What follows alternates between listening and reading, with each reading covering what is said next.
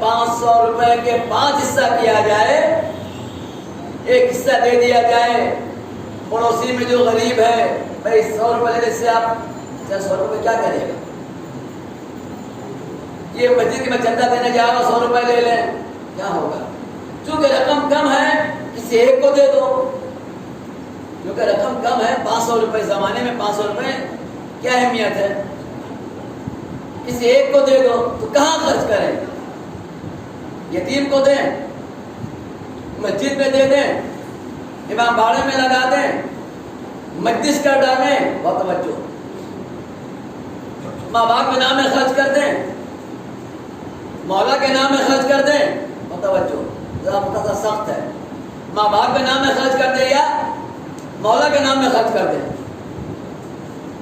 ماں باپ کے نام میں خرچ کرنا یہ بھی نیک ہے، مولا کے نام میں خرچ کرنا یہ بھی نیک ہے۔ رقم میرے پاس تھوڑی سی ہے، صرف 500 روپے رقم میرے پاس ہے، کس کام میں کروں؟ امام نے جب پوچھا اپنے ماننے والوں سے، کہا کہ مولا آپ سے بہتر کون جانتا ہے؟ امام نے فرمایا سنو، اگر 5 جگہ دینا ہو اور اگر اتنی کثرت سے ہے تمہارے پاس تو 5 جگہ دے دو، کیا بات ہے، لیکن اگر کم ہے تو رتبہ پہلے کس کہاں دیا جائے؟ مسجد میں، امام باڑے میں، یتیم کو، پڑوسی کو، رشتہ دار کو کسے دیا جائے؟ امام نے فرمایا افضلها علی والدیہ، سب سے افضل ہے کہ تم پہلے اپنے ماں باپ کے لیے اسے خرچ کرو۔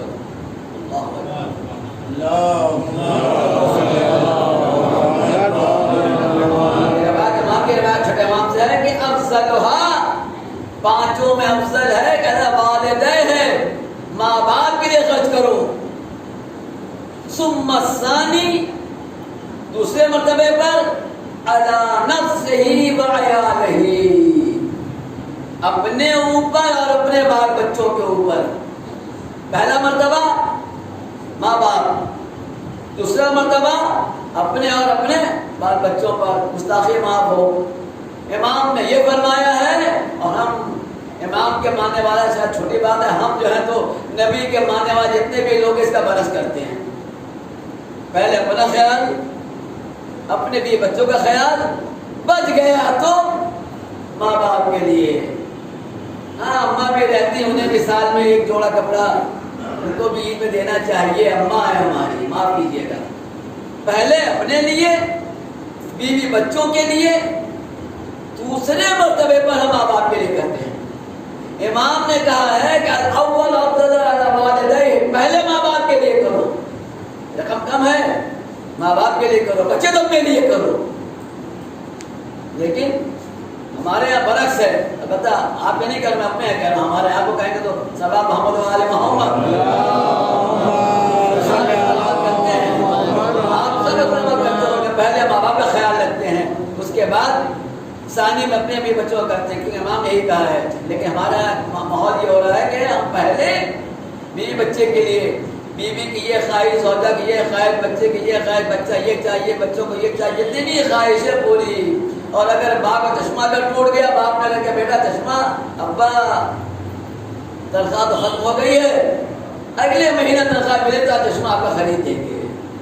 باپ کے چشمے کے لیے نشمت، اور بال بچوں کے لیے کیا چاہیے بیٹا کہ میں ناراض نہ ہو۔ یعنی ہم ماں باپ کا خیال کرتے ہیں لیکن دوسرے مرحلے پر۔ امام کیا فرما رہے ہیں، مولا کیا فرما رہے ہیں؟ افضل علی والدیہ ثم الثانی علی نفسہ وعیالہ، دوسرے مرتبے پر اپنے بیوی بچوں کے لیے، یعنی اپنے بیوی بچوں سے بڑھ کر ہمیں خیال رکھنا ہے ماں باپ کا۔ تکلیف اگر ہمیں ہے، کمی ہے، تو پہلے ماں باپ کا پیٹ بھریں گے، بچہ بھی بچوں کا پیٹ ہمیں بھرنا ہے۔ ہمارا ماحول کیا ہے، پہلے بھی بچوں کا پیٹ بھر دیا جائے، بچے تو تھوڑا ماں باپ کو دے دیا جائے، ماں کچھ چاہیے۔ لیکن امام یہ فرما رہے ہیں افضل علی والدیہ، پہلے ماں باپ ثم الثانی علی نفسہ وعیالہ۔ ثم الثالث، امام نے فرمایا تیسرے مرتبے پر قرابۃ للفقراء، تمہارے جو قریبی رشتہ دار جو غریب ہیں، سب کو نہیں، رشتہ داروں کا آپ دیں جو غریب ہیں، فقراء جو ضرورت مند ہیں رشتہ داروں میں، ان کا مرتبہ پہلے ہے. پہلے ماں باپ، دوسرے نفس ہی و عیال، اپنے خود اور بھی بچوں کے لیے، تیسرے مرتبے پر ہے قرابۃ للفقراء، آپ کا قرابت دار، آپ کا رشتہ دار، آپ کے سوجون. ثم الرابع، چوتھے مرتبے پر جیران للفقراء، آپ کا پڑوسی اگر کوئی بھوکا رہ گیا تو چاہتا ہوں چوتھے مرتبے پر آپ کا جو ہمسایہ ہے، آپ کا جو برابر میں ہے، وہ بھوکا نہ رہے، اس سے پہلے بھی. ثم الخامس، اللہ اکبر، ثم الخامس فی سبیل اللہ، پانچویں مرتبے پہ وہاں فرماتے ہیں پانچویں مرتبے پر ہے اللہ کے راہ میں دینا، راہ خدا میں صدقہ دینا. مسجد بنوانی ہے، امام باڑے کی تعمیر کرنا ہے، آفتاب صاحب 10,000 روپیہ نکال کے دے دیا، جس میں نام موجود آفتاب صاحب 10,000 روپئے. یہ کہ مسجد بننی ہے، امام باڑہ بننا ہے، وغیرہ کار خیر ہے، خدا میں فی سبیل اللہ میں دے رہے ہیں. 10,000 روپئے کا نام سے ملان ہوا تو آفتاب صاحب 10,000 روپئے. 10 تو میں کم کہہ رہا ہوں، 20,000 روپئے، 50,000 روپئے. لیکن آفتاب کی ماں بھوکی رہتی ہے، آفتاب کی ماں کسی کے یہاں کام کرتی ہے، آفتاب کی ماں مہینے میں نوکری میں کر کے 5-10 روپئے نہیں کما پاتی ہے، غریب ہے. آفتاب نے اپنی ماں کا خیال نہیں کیا اور لسٹ میں نام لکھا دیا 20,000. ہاں بھائی کیا بات ہے، راہ خدا میں امام فرما رہے ہیں کہ راہ خدا میں دینا پانچویں مرحلے پر ہے. ماں باپ کی خدمت بتائیں پہلے مرحلے پر ہے، ہم نے ماں باپ کو آخر میں رکھا، پانچویں کو پہلا ہم نے کر دیا.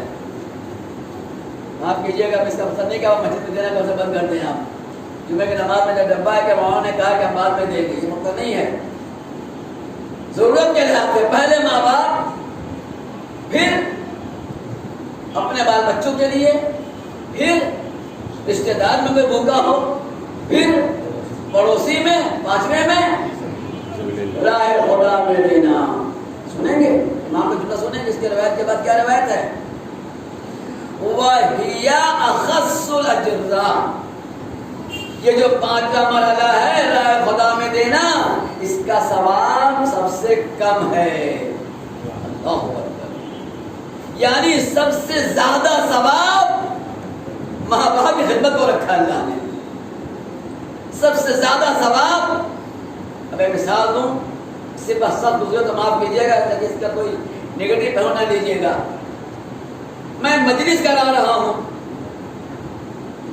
مجلس میں اچھے سے اچھا نمبر میں نے بانٹا، اچھے سے اچھا میں نے کھانا کھلایا. بھائی مولا کی مجلس ہے، اس سے اچھی کیا بات ہے مولا کے نام میں.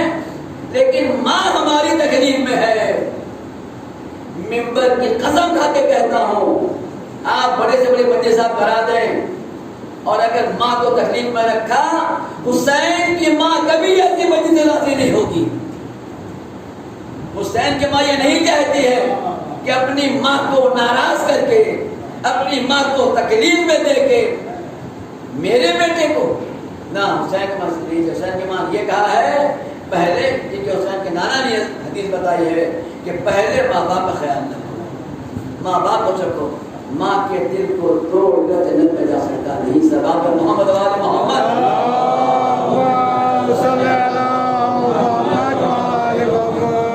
یہ جو صدقہ ہم نکالتے ہیں 10 روپے کر کے، اس کے بارے میں یہ صدقہ جو عام طور صدقہ 10 روپے 20 روپے نکالتے ہیں.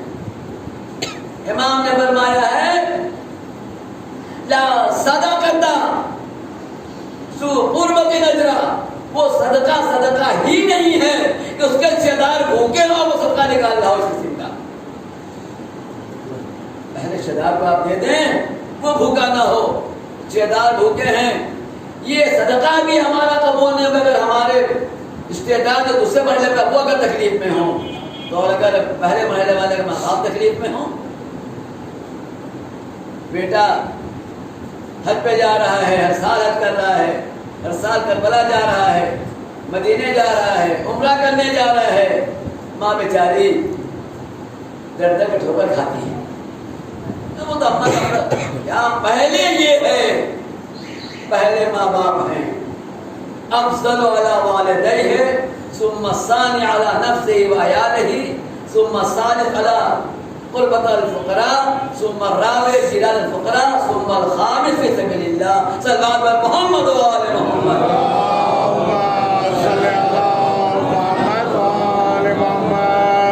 اسلام میں اہمیت والدین بڑی تاکید ہے، بڑی تاکید ہے، جتنا کرو کم ہے۔ احسان کرنے کو حکم دیا گیا ہے، کوئی احسان کا بدلہ ماں کا اتار نہیں سکتا۔ ساری زندگی کسی نے کوشش کی تھی نا، سنا ہوگا واقعہ آپ نے کہ ماں جو کہتی ہے کہ احسان کیا، آج ماں تو نے کتنا احسان کیا ہے، کہا بیٹا میں تمہیں کیسے بتاؤں کس طرح میں نے احسان کیا ہے، کہ ماں میں بدلہ اتارنا چاہتا ہوں، تو جو کہے میں کر کے، میں نے کہا تو ایک دن کر کے دکھا دے، 9 مہینے نہیں، 9 دن نہیں، ایک دن دکھا دے، کہا ٹھیک ہے۔ بیٹے سے امتحان کے لیے کہا جب اس کو سونے کا وقت آیا، بڑے اخلاق سے ماں سے پیش آ رہا ہے، کیونکہ ماں نے تو کہا ہے کہ آج میں ایک دن نہیں کیا، میں کر کے دکھا دوں گا۔ جیسے ہی بیٹے کے سونے کا وقت آیا، جہاں بیٹے کے سونے کی جگہ ماں نے پانی پھینک دیا، بستر بھگا دیا۔ بیٹے غصہ تو آیا لیکن مسکرا رہا ہے، اس لیے کہ وعدہ کیا ہے نا کہ ماں ہمیں آپ کو خوش رکھنا ہے، آپ کی اطاعت کرنا ہے، ٹھیک ہے کوئی بات نہیں ماں، کوئی بات نہیں۔ اس جگہ کو چھوڑ کے تو جا کے برابر بھی وہ لیٹ گیا، کیا بیٹا مجھے پیاس لگ رہی ہے، جیسے بیٹا سو کے آنکھ لگ گئی، بیٹا مجھے پیاس لگ رہی ہے، اماں آپ کو پیاس لگی ہے آپ کو؟ ہاں بیٹا پیاس، اچھا خیال ہے کہ ماں نے تو کہا ہے کہ اطاعت کرنی ہے، خوش کرنا ہے، یہ تو نہیں چاہتے نیند خراب ہو اور جا کے پانی لائیں، چلا گیا پر کھول کے گیا پانی لانے کی، اماں کو بھی ڈرتا پیاس ہے، تو پیاس نہیں لگتی تھی، آج اماں کو پیاس لگ رہی ہے، پانی لے کر آیا۔ پانی پینے کے بعد جیسے وہ سویا، کچھ دیر کے بعد پھر ماں کی آنکھ کھلی، بیٹا مجھے پھر پیاس لگ رہی ہے، اماں پھر پیاس لگ رہی ہے۔ ماں ادھر گئے، بیٹا گیا لانے کے لیے پانی، اس کے پاس یہاں جگہ پانی موجود تھا، جہاں وہ لیٹا ہوا وہاں سے پانی پھینک دیا، آگے دیکھا جگہ بھیگی بھی ہے، نکل کے اماں یہ کیا کیا تم نے؟ کیا بھیگ گیا بھائی لیٹ جاؤ، اماں تو بتا تو میری ماں ہے نا، تو میری ماں ہے، کیا تو گیلے جگہ میں سو سکتی ہے؟ ماں نے کہا بیٹا سوال کر رہے ہو، ختم ہو گئی بات نا، جب تک تو چھوٹا تھا نا تو بچھونے کو گیلا کر دیتا تھا، تجھے اس جگہ میں سلاتی تھی، تجھے میں خود بات ہو جاتی تھی، تمہیں تکلیف نہ ہو، جب تک تو اس قابل تھا ہمیشہ اس مقام پر میں سوتی رہی، ایک دن کیا مسئلہ ہے تمہیں سخت ہو گیا، کہتے ہو تو بندہ اتار دو کہ سردار میں محمد والے محمد،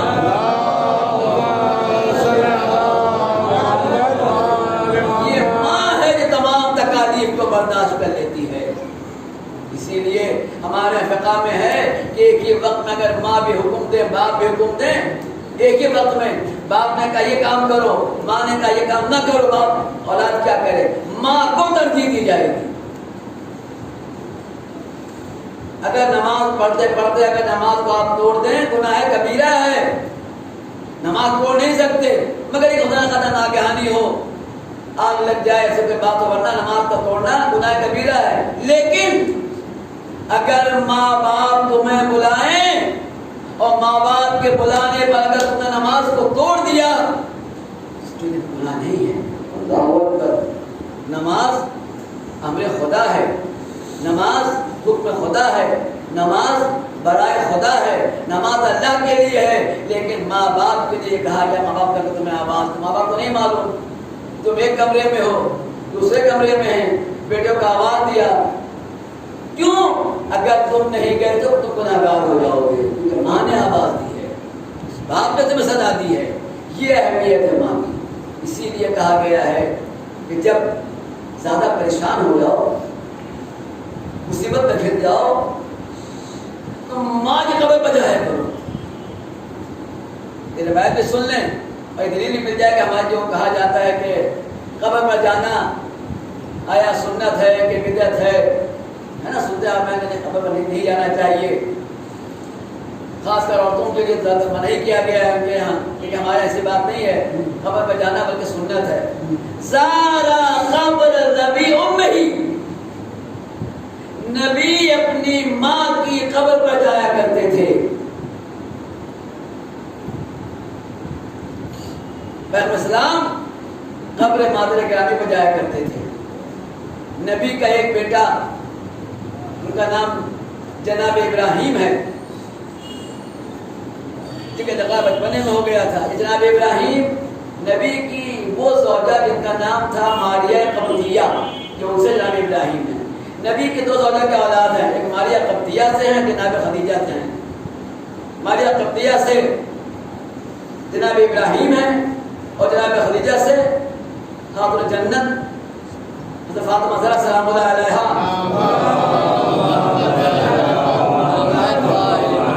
جناب ابراہیم کا انتقال بچپنے میں ہو گیا تھا، اس لیے کہ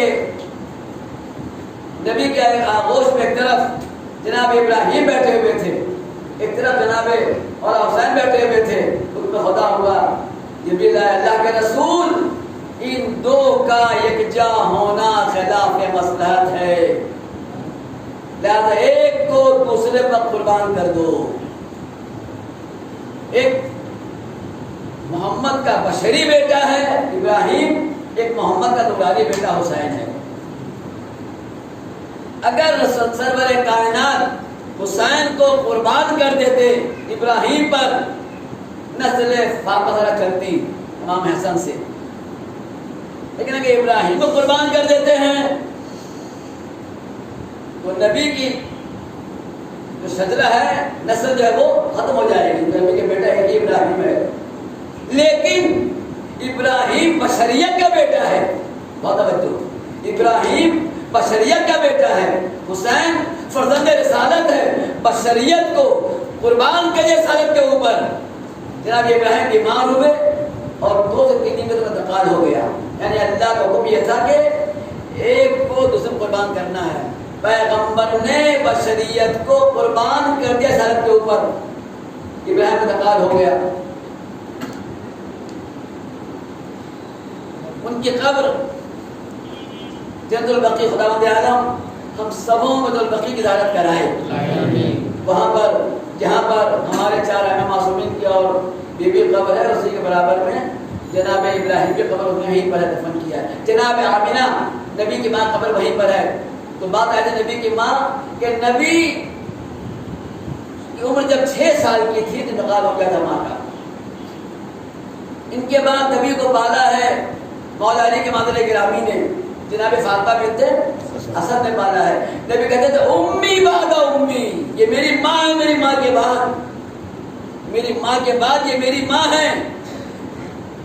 سرور کائنات میں چچی کو ماں کہتے تھے، امی میری ماں ہے، بعد امی میری ماں کے بعد میری ماں ہے۔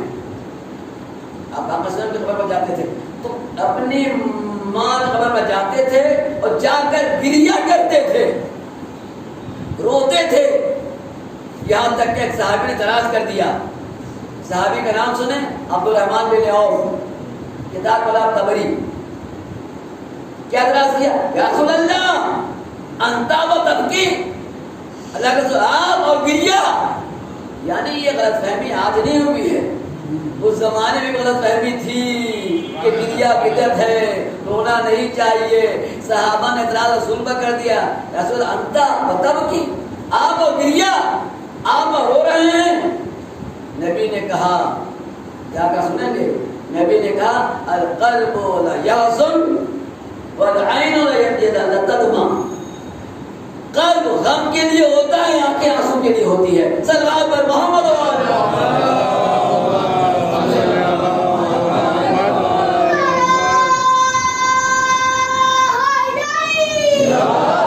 جب دل ہے تو غمگین ہوگا، جب آنکھیں ہیں تو نم ہوگی. نبی گریا کرتے تھے، نبی روتے تھے. نبی کے رونے کی وجہ سے نبی کے ساتھ جو صحابہ کرام جاتے تھے ان کی آنکھوں میں آنسو آ جاتا تھا. نبی گریا کر کے بتا رہے تھے اے مسلمانوں، نبی کے ماننے والوں، قول نبی فعل نبی جو بھی مانتے ہو، نبی کا قول گریا کرنا ہے. نبی گریا کر کے بتا رہے ہیں کہ نبی کا ماننے والا وہی ہوتا ہے جو گریا کرتا ہے. یعنی گریا نبی کی سنت ہے، بدعت نہیں ہے. صلی اللہ علیہ محمد و آل محمد.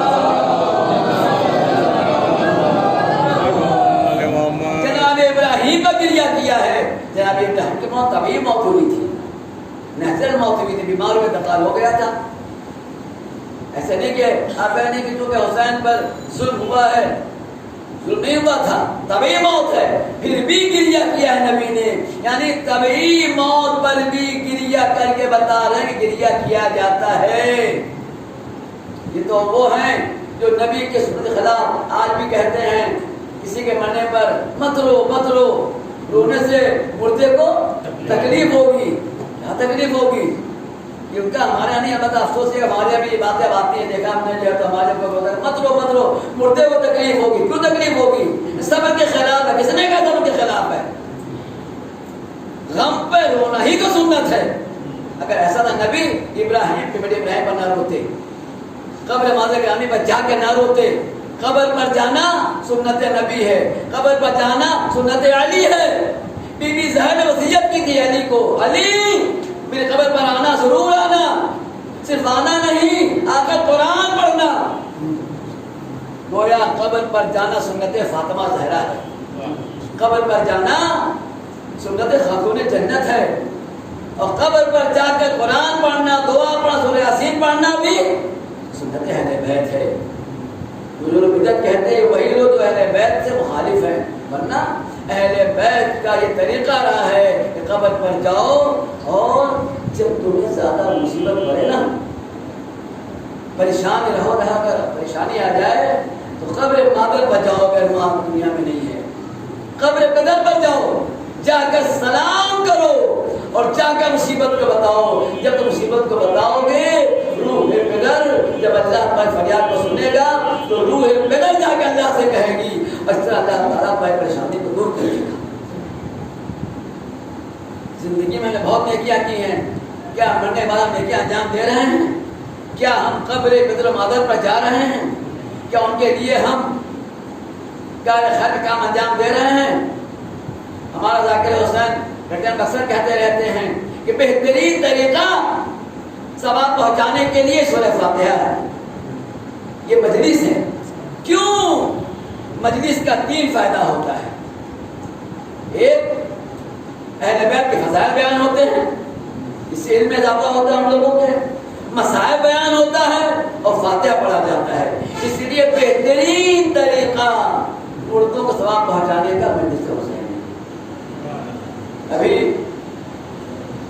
سنا ہوگا آپ نے جو ہمارے رشتہ دار ہمارے بہنوں کے انتقال ہوا سے محمد رضا مولانا کا، ان کی مجلس کچھ بنگلہ سے بہت جگہ ہوگی، ڈھاکہ سرداری نے بھی مجلس کیا،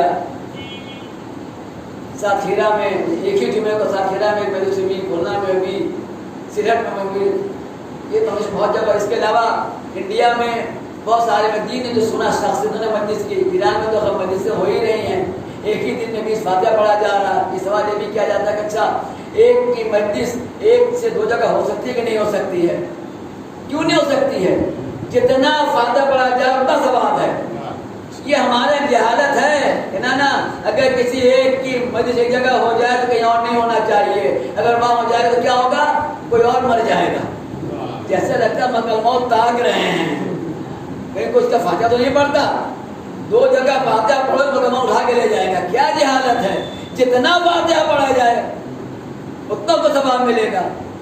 دوسری بات، ہمارے فاتحہ پڑھا جاتا ہے بعض وقت رشتہ آ جاتی ہے، ابا کی، اماں کی، دادا کی، دادی کی، نانا کی، نانی کی، ایک ساتھ 7 آدمی 8 آدمی آ جاتی ہے. آپ لوگ ہوتے ہیں نا پڑھنے کے لیے، کبھی ایک کی کبھی 2 کی.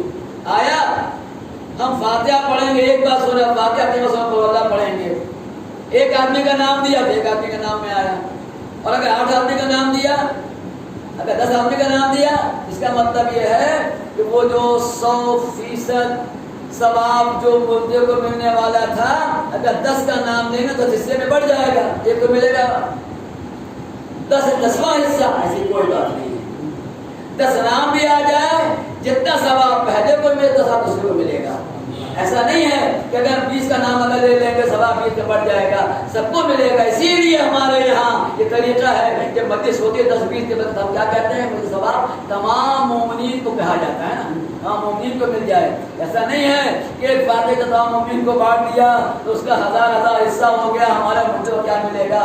جتنے مردے کا نام آتا ہے سب کو ثواب برابر ملتا ہے. صلوات بر محمد و آل محمد.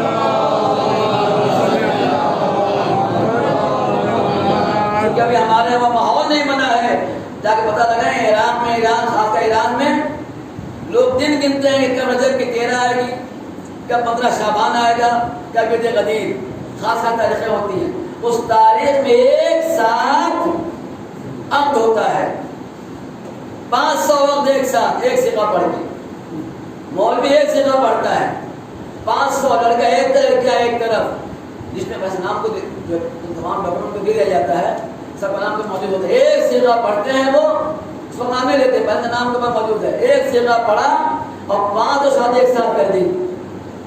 اگر ہمیں کہا جائے مولانا یہ 2 جگہ شادی ہے، آپ 2 جگہ کہاں جائیں گے، یہی بیٹھے 2 جگہ ہم پڑھ دیں، آپ نہیں مانیں گے. مولانا ہمارے بیٹے کا الگ پڑھیے گا، ان کا یہ کیسی بات ہے، یہاں بھی پڑھیں گے وہاں بھی پڑھیں گے، الگ الگ پڑھیں آپ. تو کیسے ہو سکتا ہے، کیونکہ ہمارا ماحول نہیں بنا ہے. عقد کا صیغہ ہمارے مطلب سے وجہ ہے.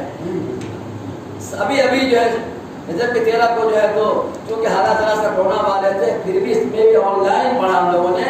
700 ایک ساتھ پڑھا گیا آن لائن، ایک ہاتھ میں 700 شادی ہو گئی، نام پہنچ گیا. تو جس طرح اب بھی ہو سکتا ہے اس طرح ایک ساتھ 700 فاتحہ بھی کوئی پڑھا جا سکتا ہے. صلوات بر محمد و آل محمد.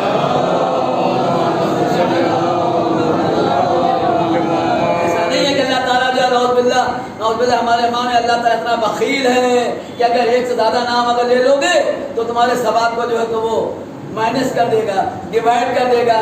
کہ ایک کا نام میں نے بولا ہمارے لیٹر پر اکثر کرتے ہیں، مجلس کے بعد کہتے ہیں کہ اس کا ثواب خاص کرتے ہیں، ثواب تمام انبیاء کو، خاص کر تمام مومنین کو. جس کا مطلب وہ ایک ثواب کو نہ جانے تمام انبیاء تو انہوں نے کہہ دیا کہ 1,00,000 حصے میں بانٹ دیا، ایک آدمی کو ثواب اتنے سے ملے گا، ایسی کوئی بات نہیں ہے. جتنا ثواب ہمارے مردے کو ملتا ہے ثواب سب کو ملتا ہے. صلوات بر محمد و آل محمد.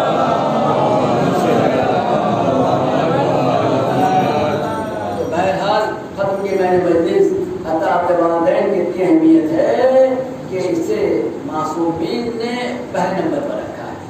راہ خدا کا صدقہ سے نیکی کرنے کو کون سا نمبر اس کا ہے؟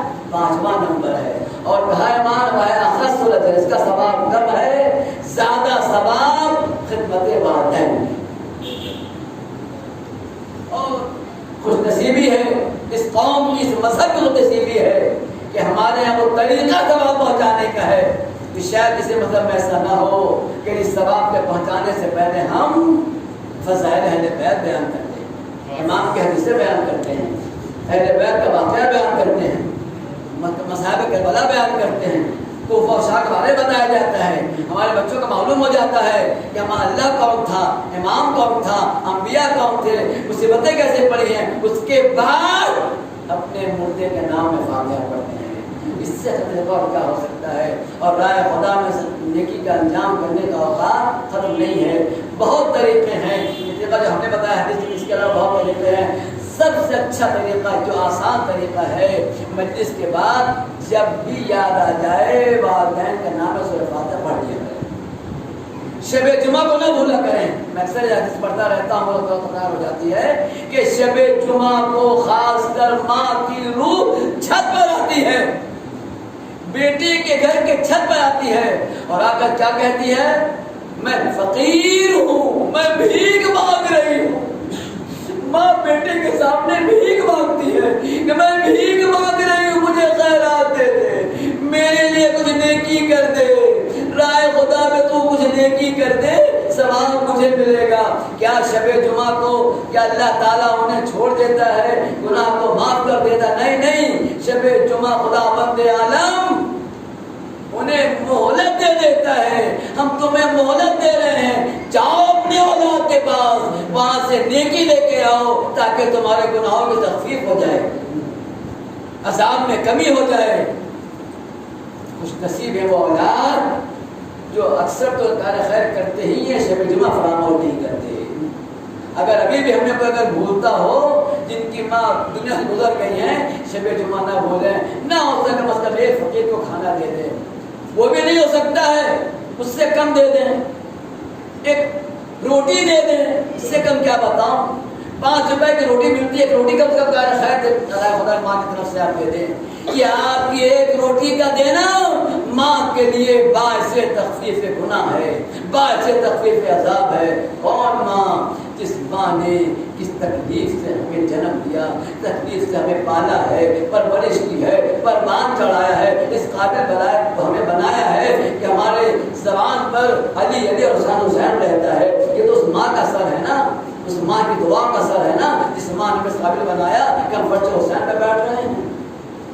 اور ہر اولاد یہ چاہتی ہے، کون اولاد یہ چاہتی ہے کہ جتنا بھی ہو آخر وقت میں غسل اچھے سے ہو جائے، کفن اچھے طریقے سے ہو جائے، دفن اچھے سے ہو جائے، سب یہ چاہتا ہے۔ چوتھا امام بھی یہی چاہتا تھا۔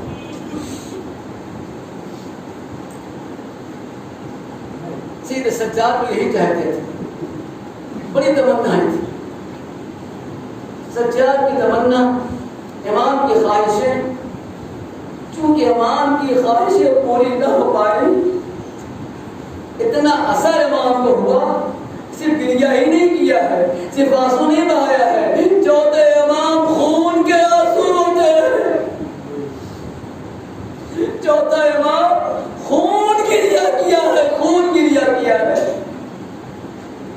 کسی نے پوچھا تھا مولا یہ خون گریہ آپ کب سے کر رہے ہیں؟ خون گریہ جو آپ نے شروع کیا کب سے؟ تو امام نے کہا کہ مت پوچھ، ہمارا بتا ہے، کہا کہ جب بازار شام سج رہا تھا اور میری ماں بہنوں کو بازار شام کے دروازے پر روک دیا گیا تھا، جب وہاں کھڑی تھی کتنی دیر سنو گے؟ ایک عالم دین کسی نے پوچھا تھا کہ کتنی دیر بیویاں کھڑی رہیں؟ عالم دین نے کہا کہ ہر روز کتنی اذانیں ہوتی ہیں؟ کہا کہ 5 اذانیں۔ کہا ہر روز 5 اذان ہوتی ہے؟ کہا کہ بیویاں بازار شام سج رہا تھا، دروازے پر کھڑی رہی، ٹھہری رہی، ان بیویوں نے ہر روز 5 اذان ہوتی ہے، ان بیویوں کو اتنی وقت رہنا پڑا، ان بیویوں نے 4-5 اذان نہیں 18 اذانیں سنی ہے، یعنی 3 دن سے زیادہ بیویوں کو بازار شام سجنے کی بنا پر وہاں کھڑا کر دیا گیا۔ تیسرے دن عصر کے بعد بیویوں کو بازار میں لایا گیا۔ چوتھے امام کہتے ہیں میرے لیے بڑا سخت وقت تھا جب تک بازار سجایا گیا، میرے سامنے ماں بہنوں کو سر برہنہ پلایا گیا۔ میری بوبی کہتی تھی میں صدیقہ بنت صدیقہ ہوں، میری ماں صدیقہ، میں اس کی بیٹی ہوں، ان لوگوں کو میں درست نہیں آتا، میں فاطمہ کی بیٹی ہوں، لیکن میرے شبر ملول اور میرے ساتھ کا اعلان تھا، شام والو اے شام کے مردوں پتھر لے کر آؤ، پتھروں کی بارش کرو، شام کی عورتیں چھت پر چلی جائیں، وہاں سے گرم پانی پھینکیں، آگ برسائیں، اے عزاداروں ان لوگوں پر پتھر کوئی بارش کی گئی، آگ برسائے گئے، گرم پانی پھینکا گیا، ایسا آگ پھینکا گیا عزاداروں، روایت میں ہے کہ میرے مولا کا امامہ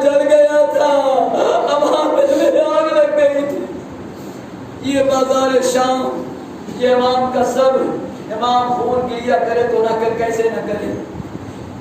بازار شام کو رد کرتے ہوئے دربار شام میں جائیں گے. اب دربار شام جب تک پہنچے بی بی کا عالم یہ تھا کہ بی بی سے چلا نہیں جا رہا تھا. کیوں چلا جا رہا تھا؟ بی بی کے پاؤں میں چھالے پڑ گئے تھے، آبلے پڑ گئے تھے. سجاد بیٹا میں تھک گئی، اب مجھ سے چلا نہیں جاتا. یہ کہہ کے جناب زینب ٹھہر گئی. شمر ملول تازیانہ لے کر آیا، تیرے سجاد کی گدبی کرنا شروع کر دی. زینب کہتی ہے اے بیٹا میں چلتی ہوں، اے شمر ٹھہر جا، میں نہیں ٹھہروں گی، میں چلوں گی. زینب چل نہیں سکتی تھی. روایت کے الفاظ ہیں، کتاب کا نام مصاحبہ ہے. جناب زینب گھٹنیوں کے بل، ہتھیلی کے بل جا رہی تھی. روایت یوں لکھا ہے کہ جس طرح کربلا میں علی اکبر کے پکارنے پر مولا حسین گھٹنیوں کے بل جا رہا تھا، اسی طرح دربار شام کے قریب زینب چل کے جا رہی تھی. اللہ اللہ یہ سن. آخری جملہ جو میں نے کہا کہ کسی نے پوچھا تھا امام سے، مولا آپ نے جو خون گریا کیا ہے کب سے شروع کیا ہے؟ تو مولا نے کہا تھا کہ وہی بازار شام میں جب میری بیوی 3 دن سے زیادہ کھڑے رہنے کے بعد بازار شام میں آئی ہیں. کچھ دیر کا فاصلہ تھا بازار شام دربار شام. 18 گھنٹے لگے بیوی کو آنے میں. اتنا ہجوم تھا کہ قافلہ آگے نہیں بڑھ پا رہا تھا، بیویاں چل نہیں پا رہی تھی. جب اس بلوہ عام میں زینب کو تشہیر کیا جا رہا تھا، لوگ مذاق اڑا رہے تھے. اور جب بیوی نے مجھ سے کہا تھا بیٹا زینب تھک گئی، زینب سے چلا نہیں جاتا، سجاد اسی وقت سے خون گریا کر رہا ہے، اسی وقت سے خون آنسو ہوتا ہے. ادب من اللہ. آخری جملہ رحمت تمام. جب چوتھے ماہ میں انتقال ہوا، بیٹیاں موجود تھی، وہ بھی موجود، بہنیں موجود، باقی امام تو تھے ہی. جب غسل ہو چکا، کفن ہو چکا، کفن پہنانے کے بعد دیدار آخر کے لیے اصحاب آئے، کنارے ہو گئے. بیٹیاں آئیں، خواتین گھر کی آئیں دیدار آخر کے لیے. صحابہ نے، ایک صحابے نے فاطمہ سے سوال کیا کہ مولا کفن تو سفید ہوتا ہے، کیا آپ کا کیسا رسم ہے کہ کفن سفید ہو اور چہرے کے اوپر جو کفن وہ سرخ ہو؟ نہیں نہیں، ایسا تو نہیں ہوتا ہے، کفن سفید ہوتا ہے. کہ مولا پھر آپ کے بابا کا کفن تو سفید ہے لیکن چہرے کے پاس سرخ کیوں ہے؟ سرخ کیوں ہے؟ اتنا سننا تھا کہ پانچویں امام گریہ کرنے لگے. ایسا تو جاننا چاہتا ہے لو جان لے. یہ کہہ کے امام باقر علیہ السلام نے اس سر کے ثابت کفن ہٹایا. کہ دیکھو کفن سرخ نہیں ہے، کفن سفید ہے. میرا بابا اب تک خون گریا کر رہا ہے، اب تک خون کے آنسو بہا رہا ہے. بس یہ سننا تھا. بیویوں میں پورا برپا ہو گیا. آئے سید سجاد، بیویاں خشکائے گرنے لگی. پانچویں امام کہتے ہیں بابا اب تو صبر کر لو بابا. آواز آئی باقر، میں کیسے صبر کروں؟ میرے کانوں میں اب بھی وہ آواز آتی ہے جو بھی زینب کہتی تھی بیٹا مجھ سے چلا نہیں جاتا، میں تھک گئی بیٹا. کیسے سجاد صبر کرے؟ سجاد آخر وقت خون گریا کرتا رہا.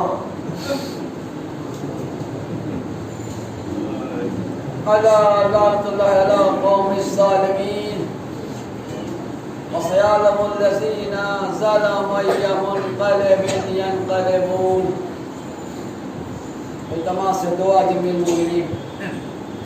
بارک محمد وآل محمد جملہ مومنات کی پریشانیوں کو دور کر دے، قرضدار کو قرض سے عطا فرمائے، ہمارے تمام جائز حاجت کو پوری کر دے، اور الہ ہمارے گناہوں کے گناہ صغیرہ کو معاف کر دے، بانی جس کی تمام زندگی مرادیں پوری ہو جائیں، جس مرحومہ کے سارے سال رس کی گئی ہے تو انہیں اعلی جگہ عنایت فرما دے، جوارے اہل بیت جگہ عنایت فرما دے، ان کے گناہ کبیرہ و صغیرہ کو معاف کر دے، اور ان کے گناہ کبیرہ و صغیرہ کو معاف کر دے، جو ایمان شفاعت کلیت فرما دے، ہمارے ناصر ہے بیمار، ہمارے اللہ بیمار ہے کربلا سپنے میں انہیں بھی شفاعت کلیت فرما دے، امام زمانہ کے ظہور میں تعجیل ہو، ہماری جائز حاجات کو پوری کر دے، یا اللہ جو وبا جو بیماری عالم میں پھیلے گی یا اللہ اس بیماری سے ہم سب کو نجات دے دے، یا اللہ محرم سے پہلے ایسا ماحول بن جائے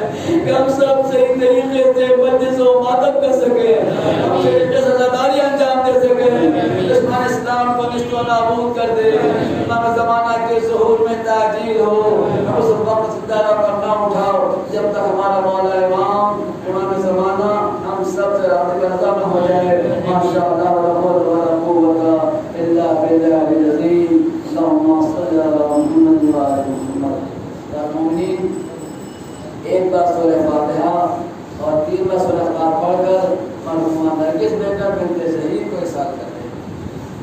بسم اللہ الرحمن الرحیم۔